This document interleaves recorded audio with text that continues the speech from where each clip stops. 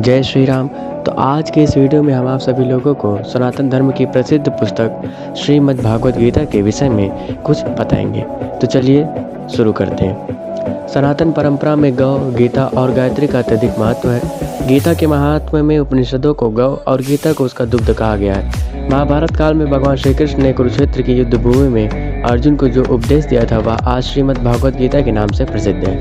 यह महाभारत के भीष्म पर्व का अंग है। महाभारत में यह ज्ञान 18 अध्यायों और 700 श्लोकों में वर्णित है।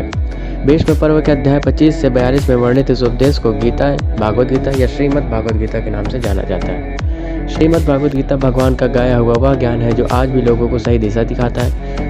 कलयुग की आपाधापी भरी जिंदगी में आखिर क्यों जरूरी है गीता का पाठ, इसे जानने के लिए आपको गीता का सिर्फ पठन ही नहीं बल्कि मनन करना होगा। दरअसल जब कभी कोई व्यक्ति कर्तव्य पथ पर चलते हुए व्यक्तिगत, पारिवारिक, व्यावसायिक या ऐसे किसी विचार व्यू में उलझता है तो उसे इसके माध्यम से सही रास्ता प्राप्त होता है। जीवन के उस मोड़ पर जब व्यक्ति को कोई रास्ता नहीं सूझता तब वह खुद को तमाम समस्याओं से घिरा हुआ पाता है तो कर्तव्य अकर्तव्य के असमंजस में फंस जाता है।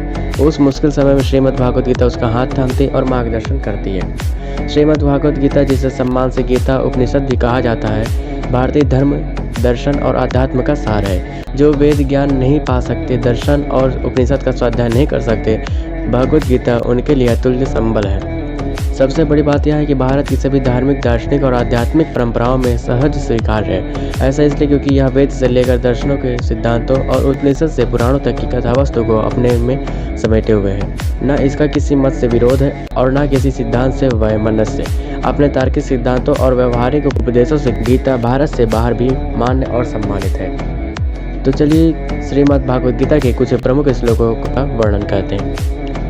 यदा यदा हि धर्मस्य ग्लानिर्भवति भारत अभ्युत्थानम् अधर्मस्य तदात्मानं सृजाम्यहम् परित्राणाय साधूनां विनाशाय च दुष्कृतां धर्म संस्थापनार्थाय संभवानि युगे युगे। अर्थात श्री कृष्ण भगवान अर्जुन से कहते हैं कि जब जब धर्म की हानि होती है या फिर कहें लोप होता है तो मैं प्रकट होता हूँ। जब जब अधर्म बढ़ता है तब मैं सज्जन लोगों की रक्षा के लिए आता हूँ और दुष्टों के विनाश करने के लिए भी आता हूँ। धर्म की स्थापना के लिए ही मैं ही आता हूँ और प्रत्येक युग में जन्म लेता हूँ। कर्मण्येवाधिकारास्ते माँ फलेषु कदाचन माँ कर्मफल हेतुर्भुः माँ संगोते सत्कर्मणि।